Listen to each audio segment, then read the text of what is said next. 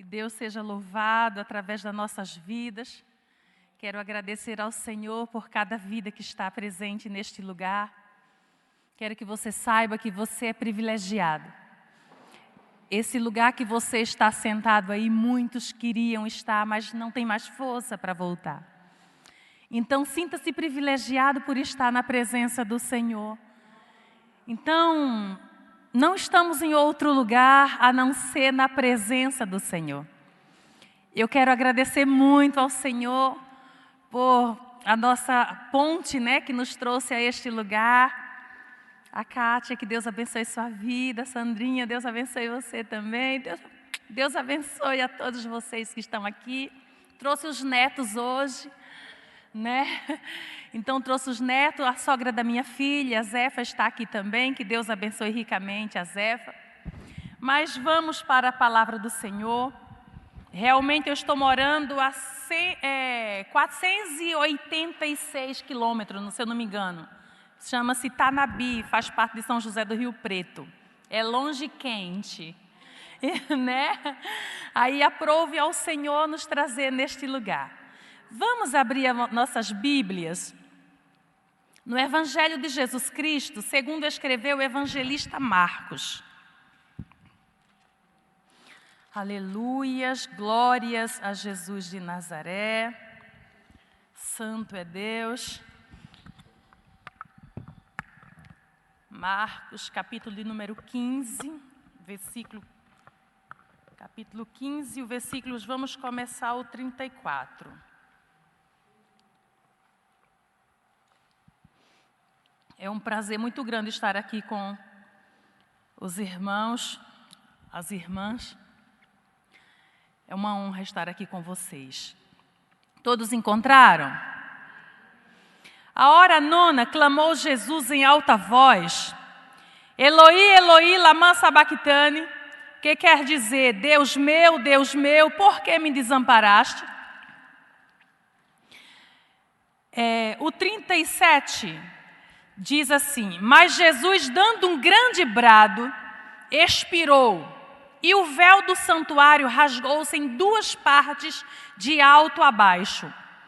O centurião que estava em frente dele, vendo que assim expirara, disse: verdadeiramente, este homem era o Filho de Deus. E eu quero ler também aqui 1 Coríntios, capítulo de número 2. 1 Coríntios, capítulo de número 2, versículo de número 2, está escrito assim: Porque decidi nada saber entre vós, senão a Jesus Cristo e a este crucificado. Porque decidi nada saber entre vós, senão a Jesus Cristo e a este crucificado. Amém? Que palavra tremenda. Na verdade, a palavra de Deus, de Gênesis, Apocalipse, é tudo tremendo. É a palavra de Deus, é a voz do Senhor falando na terra, é a carta magna de Deus. Mas uma coisa que a gente vai crescendo e vai aprendendo, a gente vai lendo, a gente vai estudando e a gente vai aprendendo coisas maravilhosas, miraculosas na Bíblia.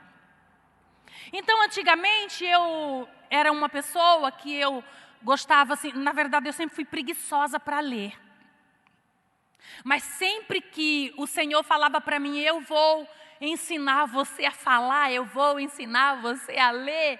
E Ele disse: vai ler a minha palavra. E eu comecei a ler a Bíblia. Pensa na preguiça. 5 anos para ler a Bíblia todinha. 5 anos, mas se começa assim, depois a gente vai embora. Então eu só sei que quando foi um dia, o Senhor começou a me mostrar algumas coisas, abriu os meus olhos para algumas coisas, porque eu estava buscando na palavra respostas para a minha vida pessoal, de uma forma errada.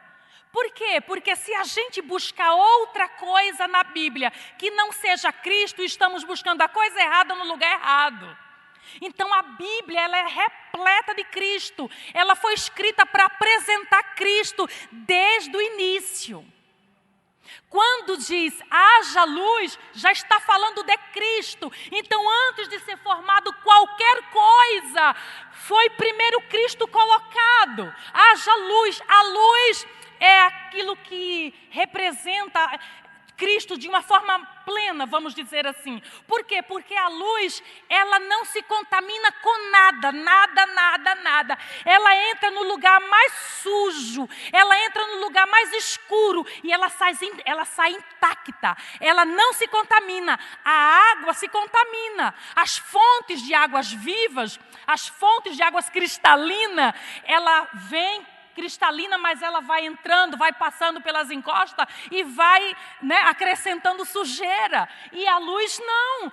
A neve, por exemplo, é brilhante, é branca, é linda, mas se alguém pisa, já suja, já fica feio. A luz não. Então, quando você olha a Bíblia Sagrada, você vai ver Cristo desde o início. Vai ver Deus mostrando, apontando para Cristo desde o início. A luz, se não tem luz, as cores ficam em extinção, desaparece a beleza, as cores. Por quê? Se não tem a luz, as trevas reinam. Entende? Então, se a gente buscar outra coisa na Bíblia que não seja Cristo, estamos fazendo algo errado. Quando a gente procura na Bíblia, na palavra, quando a gente sai de casa e vem para um culto maravilhoso como esse, com outro objetivo, a não ser em adorar o Senhor, em buscar a presença dEle para a sua vida e adorá-lo quando você não tem um propósito, a não ser Cristo no centro, você está fazendo a coisa errada. Quer ser cheio? Quer ser pleno?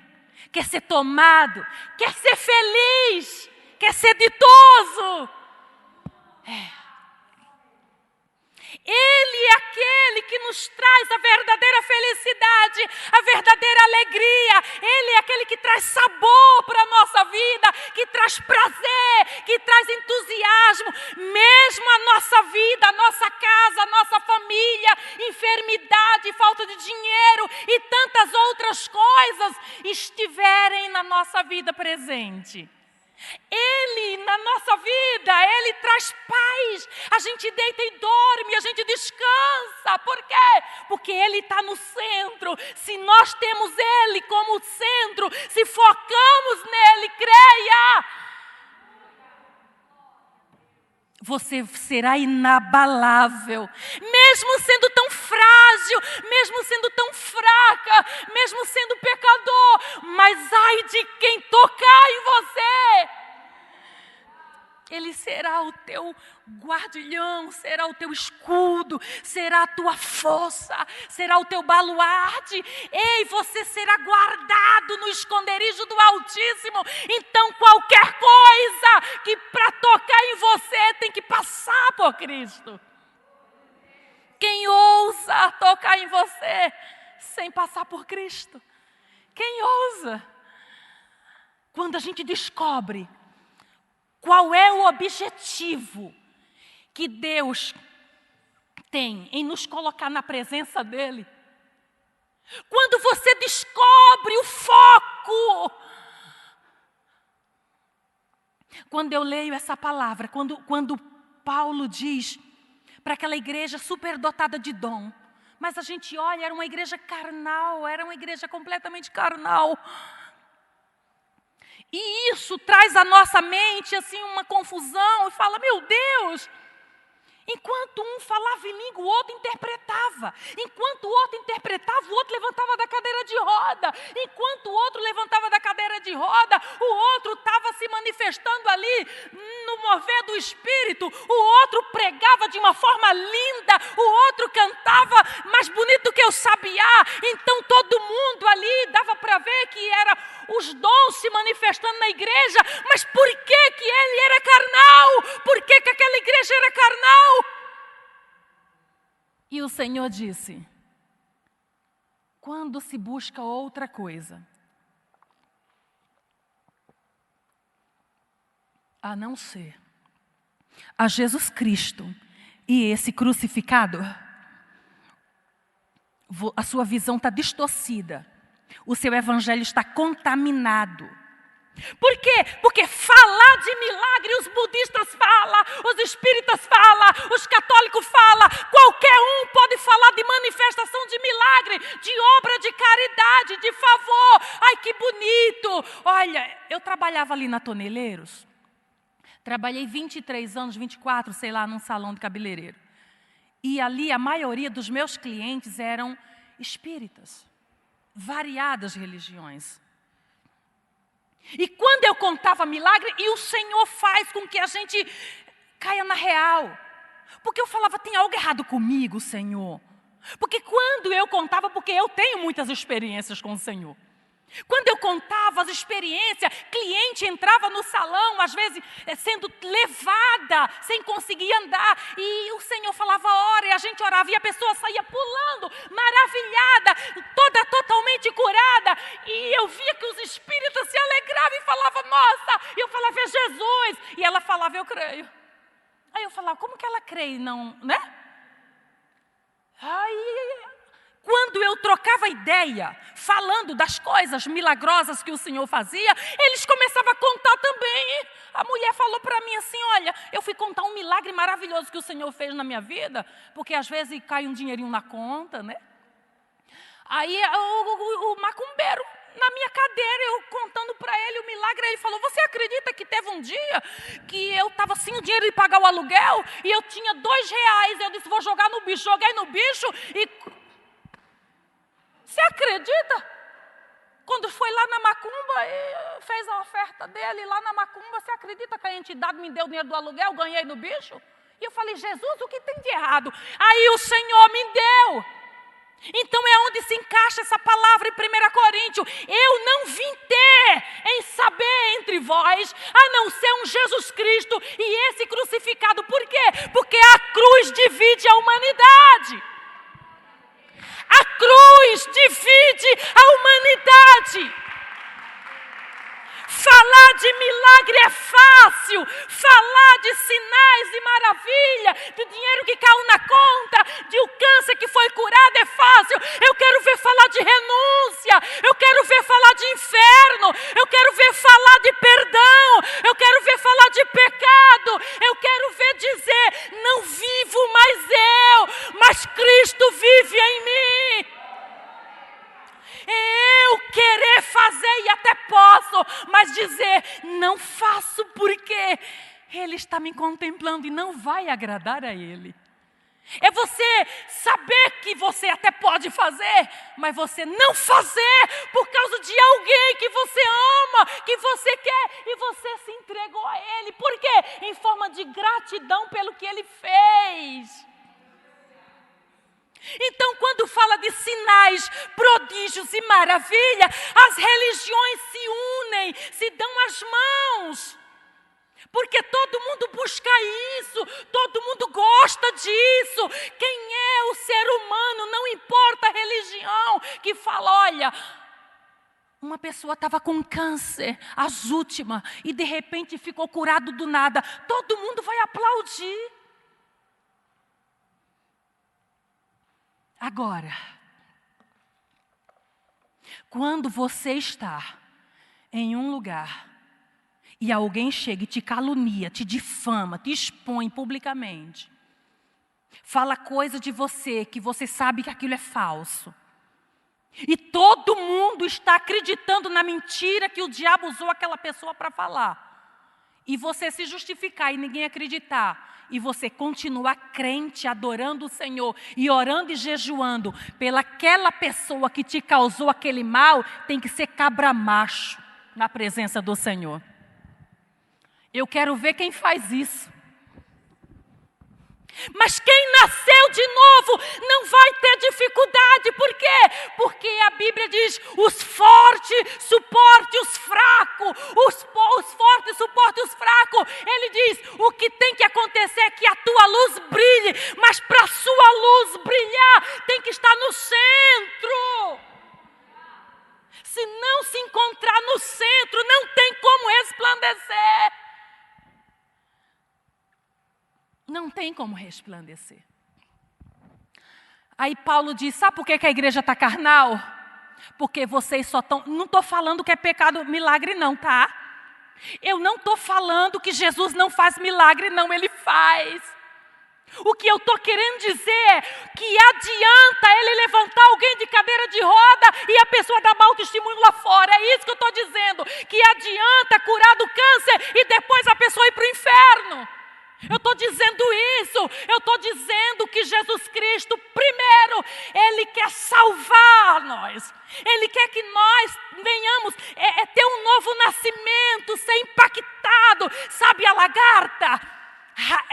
Nojenta, rastejante, marrom, que se você pisa nela, ela libera, ela solta, sai aquela sujeira de dentro dela. Isso é nós, uma lagarta sem Cristo, rastejante. Mas tem hora que é momento de entrar no casulo. O que é isso? Rever conceito, entrar em propósito, falar: Senhor, olha para mim, porque eu não consigo me enxergar como o Senhor me vê. O que tem em mim que não te louva, o que tem em mim que não te agrada, o que tem em mim que não glorifica o teu nome. Eu quero o meu pecado exposto diante da minha face. Por quê? Porque eu quero ter nojo dele, eu quero me afastar dele, eu quero renunciar a ele. Para quê? Porque eu não quero mais rastejar. Eu quero voar na tua presença. Eu não quero mais ser essa criatura. Eu não quero mais ser essa lagarta. Eu não quero mais ter essa gosma. Não posso ser tocado. Eu não posso ser tocada. Por quê? Porque se alguém machuca, já libera aquela gosma que sai de dentro dela. Porque você só dá o que você tem. Qualquer resposta que você for dar para alguém, não importa o que alguém te fez, não importa o que alguém te fez, a resposta que você vai dar para aquela pessoa não tem nada a ver com aquilo que ela te fez, tem tudo a ver com o que você tem dentro de você, porque você não vai dar outra coisa que você não tem. Se você se esvaziar de você mesmo, de nós mesmos, e ser cheio do Espírito Santo, quando alguém te pisar, você não vai olhar com raiva, com ódio, com o dedo apontando. Você vai olhar com misericórdia e dizer: ele não tem noção do que ele está fazendo. Pai, perdoa, eles não sabem o que fazem. Eles não sabem o que fazem. Então Paulo diz assim: eu sei que você prega bonito, eu sei que a sua teologia é bonita, eu sei que você tem uma boa oratória, eu sei que quando você monta um texto, quando você pega o microfone, eu sei que o fogo cai, eu sei que é bonito, mas onde está Cristo nessa pregação? Timóteo diz, na carta que Paulo escreveu para ele, que nos últimos dias tem muitos doutores, gente que sabe falar bonito. Olha, quando a gente entra na Bíblia, a gente vê Jesus no haja luz, a gente vê Jesus no cordeiro, no primeiro animal que foi morto para cobrir Adão. A gente começa a ver Jesus em Noé. A gente começa a ver Jesus em Abraão. Você vai discorrendo toda a Bíblia. Você vê Jesus em Sansão, você vê Jesus no tabernáculo, você vê Jesus em todo canto. Teve outro dia que eu preguei a história da rainha Esther. E falaram: gente, eu nunca vi Jesus aí. Eu falei, tem que procurar Jesus. Você procura em qualquer história. Qualquer história, seja de gigante, seja de Davi, seja de Salomão, seja de Esther, seja de Ruth, não importa, o Velho Testamento está lotado, é para mostrar Cristo em tudo. Então, quando a gente olha para o Novo Testamento, a gente começa a ver as pregações, é citado o Velho Testamento, mas a conclusão é Cristo. Cristo. É citado o Velho Testamento, mas a conclusão é Cristo. Não existe pregação no Novo Testamento, é só você ler, que não tem Cristo lá. Pode falar de Abraão, pode falar de Raabe, pode falar de Sara, pode falar de Moisés, pode falar de quem for, mas a conclusão é Cristo. Tudo é para mostrar Cristo. Por que é tão importante isso? Porque é Cristo que salva, é Cristo que liberta, é Cristo que leva para o céu, é Ele que trabalha na nossa vida incansavelmente, de dia e de noite, nos incentivando a perseverar, a enfrentar os obstáculos da vida e permanecer na presença dEle. Então a preocupação de Paulo era: a igreja está carnal por falta da pregação. A pregação, ela precisa colocar a cruz. Ele fala lá em Gálatas 5:11, vocês aboliram a cruz de Cristo. Pregação sem Cristo é uma pregação no escuro. Por quê? Porque Ele é a única luz que clareia o mundo. Abraão não clareia nada. Não estou falando que não pode pregar de Abraão. Mas eu só quero que você entenda qual é o teu foco, qual é o teu alvo, qual é o teu objetivo. Está estreitando, o funil está aí e a gente vai passar ainda, nem estamos passando direito naquela parte fina do funil. Se você não estiver cheio do Espírito Santo, não sei se vai suportar, se vai morrer no meio do caminho, se vai murmurar. A murmuração é terrível para fazer o crente ficar desviado dentro da igreja. Mas agora eu quero, rapidinho, só para você entender, eu entrei em Coríntio, apresentando que temos que falar mais da cruz. As nossas crianças, eu falo para os meus netos que estavam aqui, eu falo, o seu super-herói não é o Batman, não é o Homem-Aranha, porque o nosso adversário é terrível, ele coloca muita coisa assim, muito na frente das crianças, é sapato, é roupa, é cortina, é lençol de cama. Por quê? Porque isso fica impregnado na mente e os pais compra tudo, Homem-Aranha, não sei o quê, mulher não sei da quanta, eu nem entendo muito desse negócio aí de desenho. Mas por quê? Porque o inimigo é estrategista e nós estamos cochilando. Enquanto mais você comprar coisas desses super-heróis, na mente, isso é mensagem subliminar. Na mente das crianças, aquilo é o herói dela. E eu falo, o seu herói é Cristo. Ele é o seu herói, o seu super-herói é Ele. Então, quando a gente começa a ler esse texto e começa a ver Marcos dizer que naquela cruz ele bradou, Eloi, Eloi, lama sabachthani, Deus meu, por que me desamparaste? Lembre-se, todos os passos que Jesus deu na terra, cada passo que foi escrito aqui nessa palavra, é para a gente prestar atenção em cada passo que Ele deu, em cada palavra que saiu da sua boca. Temos que prestar atenção. Então, o que significa Jesus lá em cima dizer, Deus meu, por que me desamparaste? Ele estava dizendo para nós, Ele estava mostrando para nós, que não importa o tamanho da dor, porque você acha que Ele não estava com dor de cabeça? Você não acha que Ele estava com o corpo ali todo quebrado, todo dolorido? Uma noite inteira, uma manhã inteira ali apanhando, carregando aquela cruz. O psicológico dele estava abalado. Ele estava com as mãos, os pés perfurados com aqueles pregos. Ele estava com aquela coroa na cabeça, aquela coroa de espinho. O corpo estava dilacerado. E cadê os amigos? Cadê Pedro? Cadê Lázaro? Cadê Nicodemos? Cadê? Onde estava esse povo? Que se olha para baixo só vê João e as mulheres.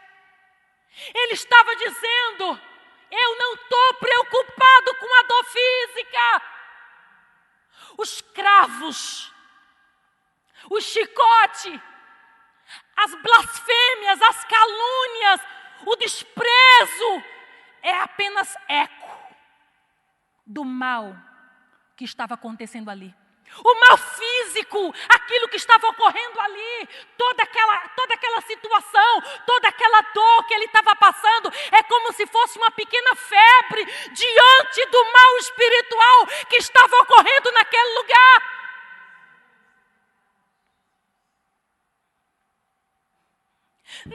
Tem muita gente que acha que Jesus estava suando sangue ali no Getsemane com medo, porque já previa os cravos, o chicote, aquela morte sangrenta. Tem gente que fala que Jesus estava com medo de Roma, daquilo que os homens iam fazer com ele. É heresia, é mentira. Ele não estava com medo do que os homens iam fazer com ele. Ele estava com medo de tomar a taça da ira. Era a ira de Deus que estava para cair sobre a sua cabeça. É porque nós estamos acostumados com a ideia assim de fogo, de dor, sabe, no físico. Então, quando a gente pensa num cravo entrando na mão, no pé, um chicote no lombo, a carne dilacerada, cuspe na cara, o sangue escorrendo, aquela coroa de espinho, quando a gente escuta isso, a gente fica aterrorizado. Só que isso é apenas a amostra grátis do inferno. É a amostra grátis. O capitão Jesus não ia chorar com medo de uma cruz sangrenta e depois os seus súditos iam para a cruz com bravura, cantando. Que a história diz que Pedro, quando foi para morrer, falou: não, isso é fichinha, cabeça para cima. Não, meu mestre fez isso, eu quero de cabeça para baixo. Quer dizer que o mestre no Getsemane chora porque ele está com medo de uma cruz que depois o Pedrão vai falar: para mim é pouco, eu quero de cabeça para baixo. Fala sério. Você entende isso? Você entende que o que estava ocorrendo ali, aquelas trevas que a Bíblia diz que escureceu? Houve treva naquele lugar. E aquela treva era representando o dia do meu julgamento e do teu julgamento. Porque aquilo que para nós está no passado, para os ímpios, aqueles que não querem Jesus, está no futuro. Porque o que caiu sobre Jesus Cristo ali naquele madeiro foi o dia do nosso julgamento. Nós não iremos para o inferno, iremos para o céu. Tem um céu de glória nos esperando. Tem um céu de glória nos esperando. O que ocorreu ali naquele madeiro, todo aquele sofrimento que ele teve ali. Eu escutei uma vez um homem falar e vou repetir aqui. Porque para mim foi uma forma bem clara, assim, que eu entendi o que ocorreu ali naquele madeiro. Imagina que nós, aqueles que têm Jesus como seu Senhor e Salvador, somos a terra, que realmente somos terra, vamos dizer, nós somos terra. Nós somos a terra. A ira de Deus, vamos dizer que é um meteoro. Não falei meteorito, falei meteoro. A ira de Deus é um meteoro e está para cair sobre os filhos da desobediência, porque nós estávamos caídos, não tinha esperança para nós, tinha uma sentença para nós. E então Deus olha lá de cima e nos vê na desobediência, no pecado. O salário do pecado é a morte. E o resultado lá, o final, é o inferno. E Deus solta aquele meteoro lá de cima. E já vem aquele meteoro naquela velocidade. Imagina vindo lá de cima. Até chegar aqui embaixo, a velocidade um meteoro em nós que somos diminuto, muito pequeno. E de repente, quando aquele meteoro vem, que é a taça da ira de Deus, quando está vindo sobre nós para nos destruir no inferno, Jesus vem e se levanta como uma parede na nossa frente. Jesus se levanta como uma parede, uma muralha na nossa frente. E aquele meteoro que está descendo, em vez de bater em nós, ele bate em Cristo na cruz. E Isaías, capítulo 53, versículo 10, e diz que ele foi moído. O que significa é que moeu ele. Aquele meteoro veio e moeu, e era como se tivesse feito ele explodir, vamos dizer assim. Ele explodiu, mas nenhum estilhaço daquele meteoro nos atingiu. Fomos completamente poupados daquela taça, daquela ira. E o que faremos? Olhando para essa situação, o que faremos? Éramos pecadores, estávamos condenados numa cela, presos por Satanás, sentenciados para a morte, para o inferno. Estávamos lá sem nenhuma expectativa de dias melhores. Se aproximando, é um exemplo para você ter uma noção. Chega o guarda, estamos presos naquela cela de pecado. Aí chega o guarda e a gente sabia que ia morrer, ia para o inferno. E o guarda olhou para nós e falou: hoje é teu dia de sorte. Por quê? Porque você ia morrer, está sentenciado para a morte. Mas apareceu alguém aí que você não conhece. E essa pessoa falou que pode soltar você, que ele vai morrer no seu lugar. Você tem que ensinar isso para os seus filhos, para os seus netos. Eles têm que saber o que Jesus Cristo fez por eles. Por quê? Porque Deus não tem neto. Ele tem filho. Ensina o menino no caminho que deve andar. Por quê? Porque ele cresce e não desvia. Mas se desviar, a semente está dentro, ele volta. Mais cedo ou mais tarde ele volta.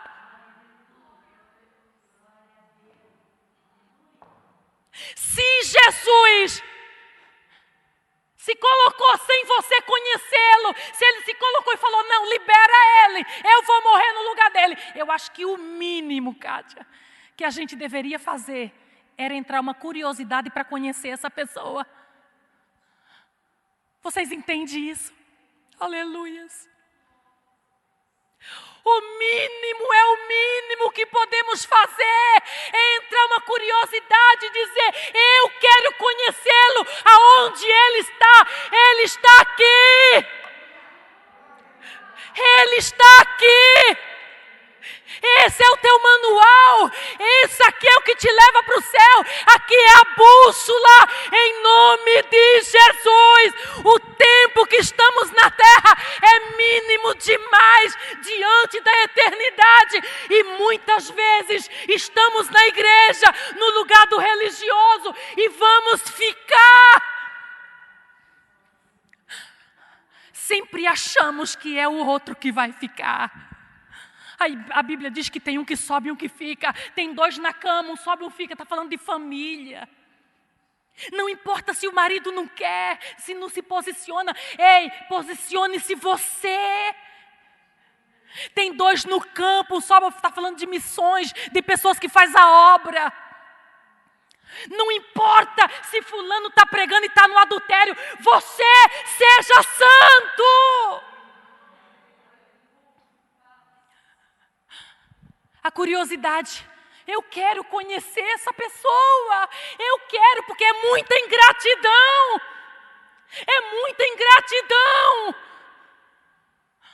Se fala que alguém vai morrer no meu lugar, a sentença era para mim.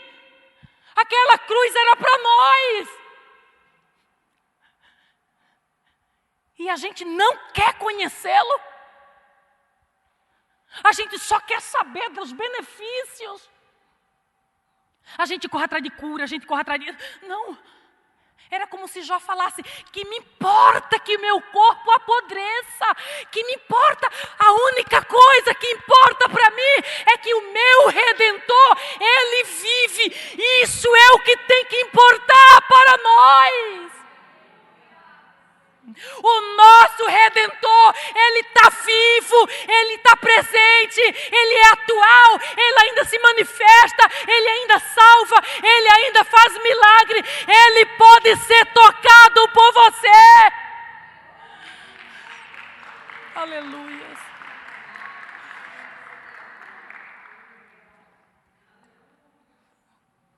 Orecai amana chorecai, taraba chorecai. E quando chega perto, eu lembro que uma vez, como eu já falei no começo, eu sou uma semi-analfabeta, tá? Eu não estudei não. E eu não sabia ler. Eu lia muito gaguejando. E quando Jesus começou a falar comigo, eu quero que você leia a minha palavra, que eu vou te ensinar a ler, falar. E eu falava, tá melhor, Thalita, mas melhor. Falava eu tudo errado. Morei lá no Pernambuco, num sítio desse tamanho, ouvindo todo mundo falar errado, falar tudo errado. O pai não deixava estudar porque tinha que limpar a roça, ainda bem que eu batia a enxada no chão, não sei o que acontecia com a enxada, que ela pulava para o olho da roça. Então eu levava uma chinelada e ia para casa lavar os pratos. Escapei da roça. E Jesus falou, eu vou te ensinar, porque eu vou te levantar para pregar para doutores. E para mim era impossível. Eu nunca tinha conseguido ler um gibi, nunca tinha conseguido. E eu achava tão bonito. Aí eu tive minhas 2 filhas.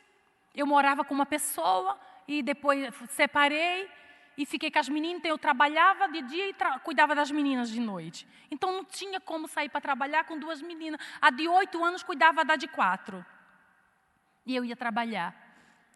E o Senhor falava, eu vou ser o teu professor.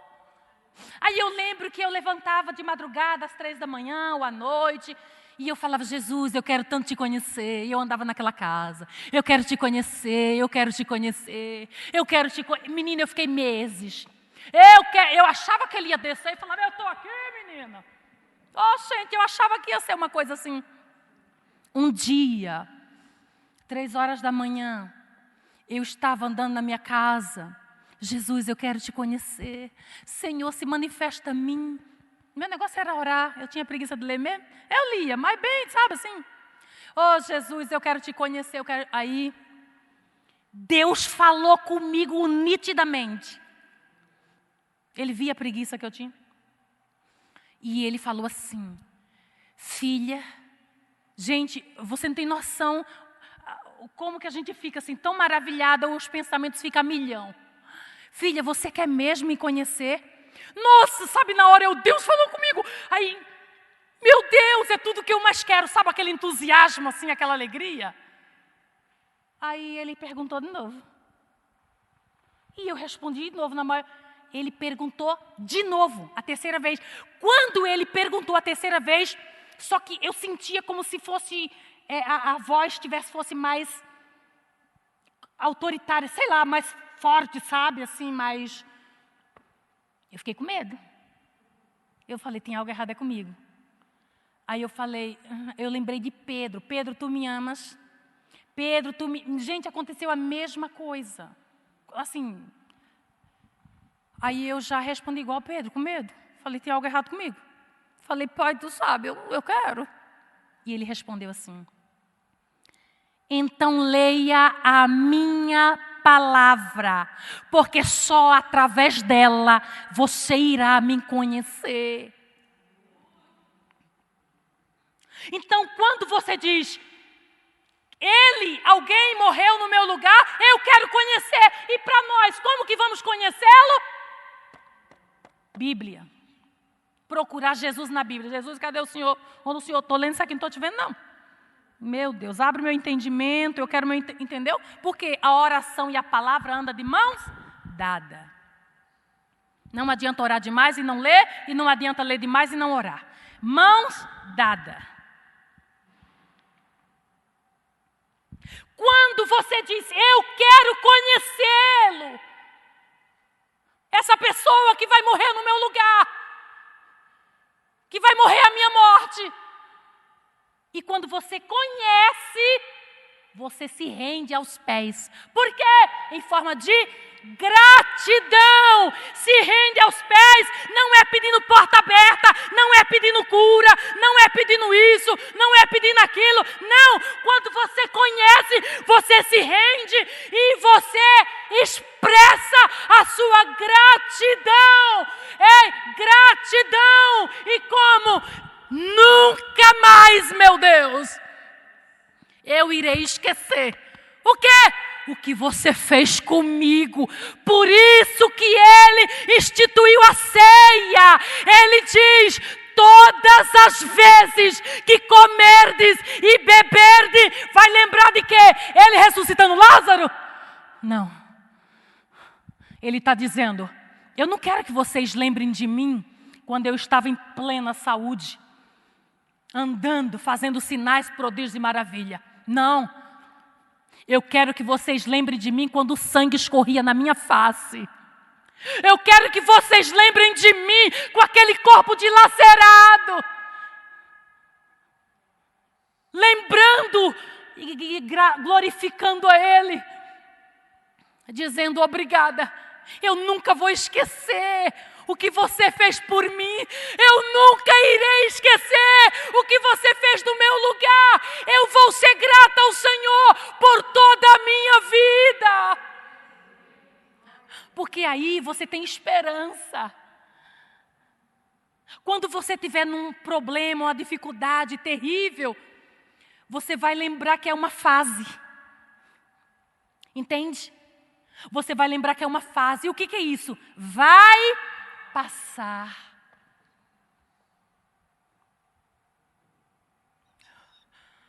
Quando você está em uma situação de calamidade, quando ele disse assim, Deus meu, por que me abandonaste? Ele não disse, cadê Pedro? Oh Deus meu, que dor de cabeça! Oh Deus meu, eu estou morrendo de fome! Ele está dizendo, não importa que ele teve sede e não deram água. Na cruz foi abandonado, e foi cuspido, foi deixado para trás pelos amigos. Aqueles que ele fez favor, aqueles que ele fez sinais, prodígios e maravilha, curou, não estavam lá. Mas ele estava dizendo, eu sou resolvido e quero que vocês se resolvam. Não se prenda porque alguém te esqueceu. Não se prenda porque um dia você ajudou e essa pessoa te deu as costas. Não se prenda porque a cabeça está doendo. Não se prenda porque você está com problema financeiro, de saúde, porque foi abandonado por marido, por esposa, está sem dinheiro. Não se prenda nessas coisas. Por quê? O inimigo usa pessoas e situações. Para quê? Para cortar nossa conexão com o céu. E o que Jesus nos dá de lição ali? Ele está dizendo assim, a minha preocupação é que eu não posso perder o contato com Ele. Não importa se me larguem. Não me importa se meu corpo está todo dilacerado. Não importa se no armário não tem comida que eu estou com fome. Não importa se cortaram minha água e eu estou com sede. Não importa se estão me caluniando. Não importa se estão zombando de mim. Para mim, a única coisa que importa é a minha conexão com o Pai. Não deixe que filho, marido, fulano, beltrano, que nada interrompa essa conexão sua com o Pai. Não deixe. Não deixe. Ele disse, Deus meu, eu posso ser abandonado por qualquer um. Mas ele disse, você não pode me abandonar. E sabe por que ele foi abandonado? Para você e eu, para a gente ser aceito. Ele foi Ele estava coberto. A luz, lembra que eu falei que a luz, ela entra na favela mais miserável, mas também entra na mansão mais glamurosa. Ela entra, ela não se contamina com pobre nem com rico. Ela sai intacta, do jeito que ele nasceu, ele morreu. A mesma pureza, a mesma santidade. Porque se ele se contaminasse, a expiação ia ser só para ele.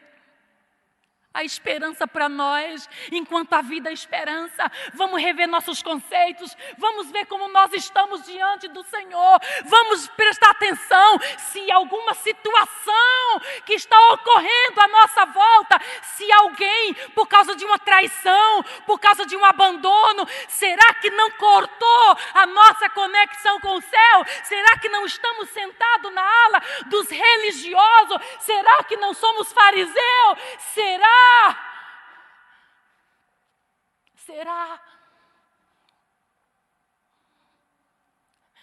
A Bíblia diz que do jeito que Ele é puro, que a gente venha se purificar também.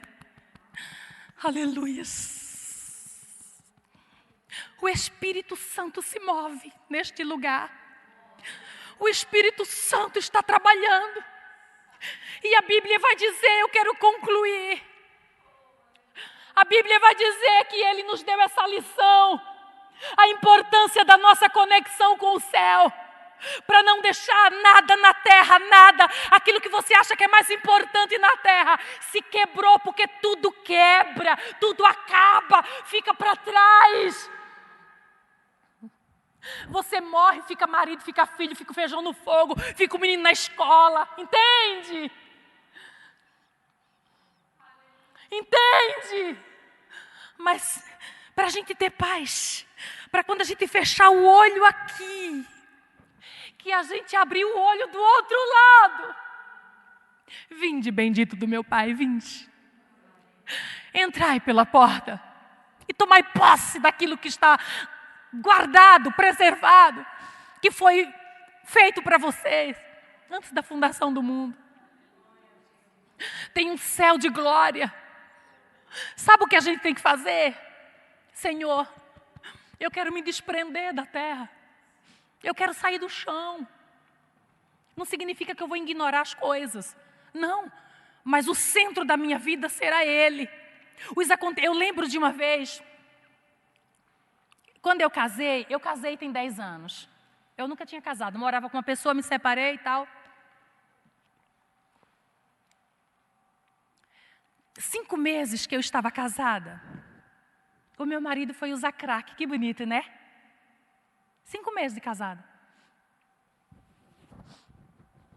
Eu tinha uma casa montada de tudo. Eu morava numa casa de 3 quartos, uma casa grande, bonita. 5 meses, 3 meses depois que eu casei, eu estava morando em um cômodo sem banheiro. O banheiro era do lado de fora, lá embaixo. Ele vendeu minha casa toda. Para você ter noção, eu saía para pregar. Eu levava o chinelo, o ferro de passar roupa, uma muda de roupa, uma toalha de banho, na mochila.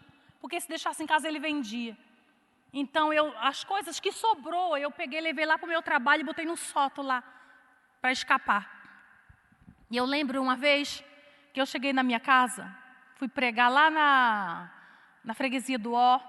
Quando eu cheguei na minha casa, que eu entrei, ele tinha feito uma rapa lá, ele pegou o meu espremedor de fruta. Como é que é o nome daquele canal? É Shoptime? Como é que fala? Que a gente compra umas coisas caras que tem na...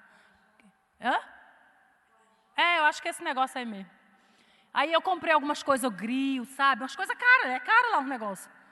Aí comprei espremedor. Menino, ele tinha levado o espremedor, tinha levado a cafeteira, tinha levado a batedeira e tinha levado mais outra coisa que eu não lembro. E o quinto era o grill, ele não deu para levar, deixou em cima da mesa. Tudo novo. Quando eu cheguei, que eu entrei, que eu vi aquilo, mas eu dei um grito de ódio. Pensa a vontade de matar. Eu senti uma vontade de matar. Viu quem nós somos? Quando eu dei aquele grito de raiva, que se ele aparecesse na minha frente eu ia voar nele, Deus falou comigo. Deus falou assim, ó, deixa de ser boba. O diabo está usando matéria para tirar a tua conexão comigo. Quando Deus falou isso comigo, na mesma hora eu caí de joelho e comecei a louvar aquele louvor assim. Para te adorar, Senhor, te dar o meu louvor. Quero me prostrar, vou me derramar aos teus pés, Senhor. Comecei a louvar. Ele vendia o ovo. O papel higiênico que eu deixava lá eu tinha para botar novo, eu tirava um monte, porque se eu deixasse ele vendia, não sei quem comprava. O sabonete, eu abria o sabonete, eu tirava, gastava um monte para deixar lá bem usado, senão eu não sei quem comprava, mas o diabo levava. E você quer saber?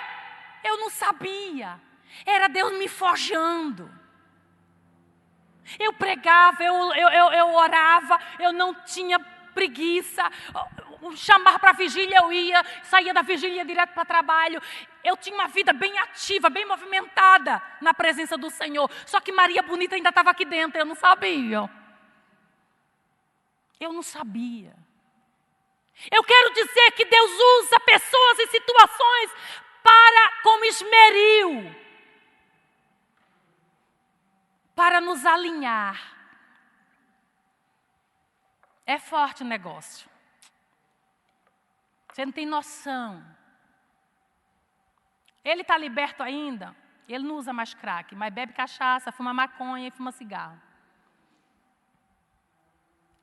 E está trabalhando lá em Tanabi. Por isso que eu fui para o interior. Lá ele está pagando as contas. Aqui nunca pagou, eu que pagava. Lá eu estou desempregada, a minha filha está desempregada e ele está trabalhando, pagando as contas, porque ele nunca fez isso. Entende que às vezes tem coisa que a gente não entende? E Deus já falou, vou moer todinho e vai andar contigo. E eu creio. E eu quero finalizar dizendo para os irmãos.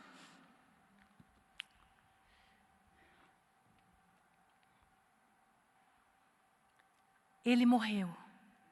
A Bíblia diz que no momento que ele morreu, o véu, que não dá tempo falar, foi rasgado de cima para baixo.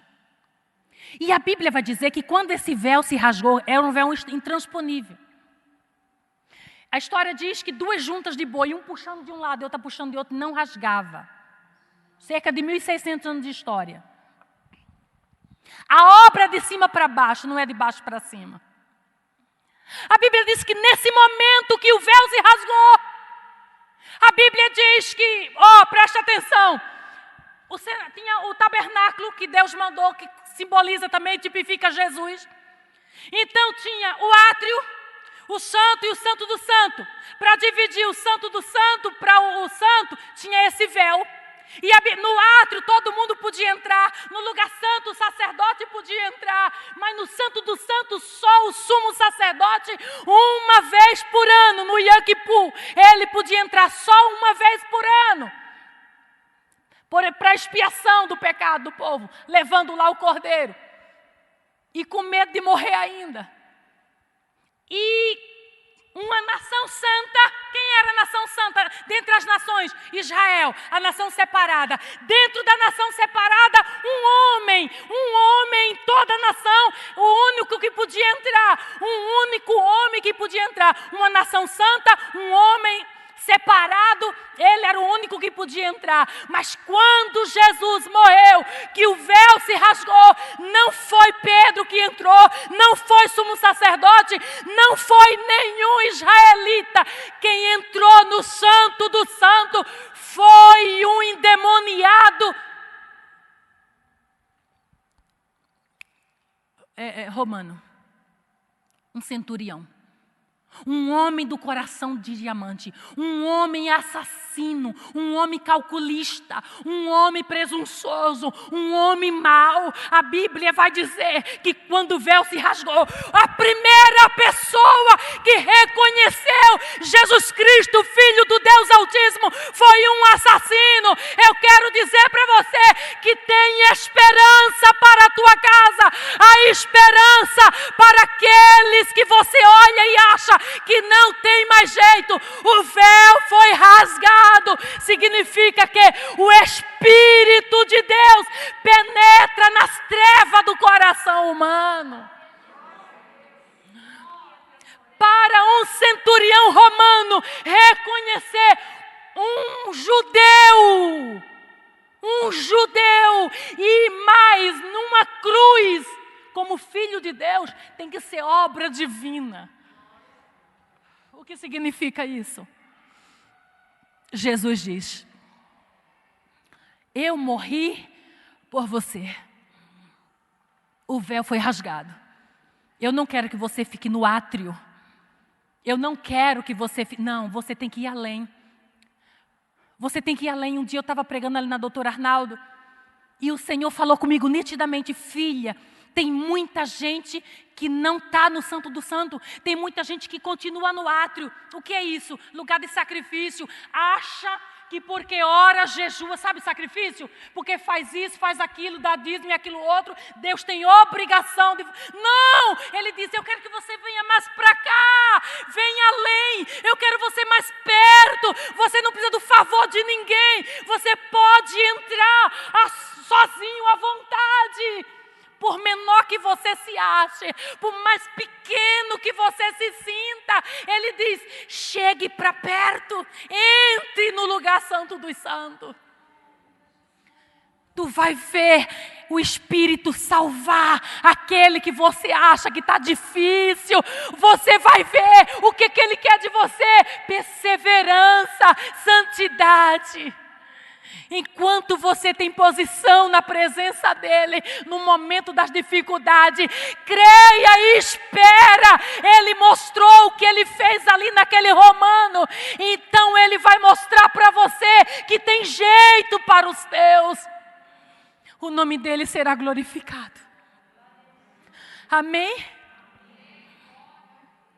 Eu só quero finalizar dizendo: isso não foi um teatro. Isso é palavra de Deus. O que é um teatro? A gente entra, senta, assiste a peça, até chora muitas vezes emocionado, mas depois a nossa vida continua da mesma forma. Aqui não, aqui não. Filipenses 1:6 diz que Ele aperfeiçoa. Como que a nossa vida é aperfeiçoada? Cada pregação está mostrando como a gente melhorar.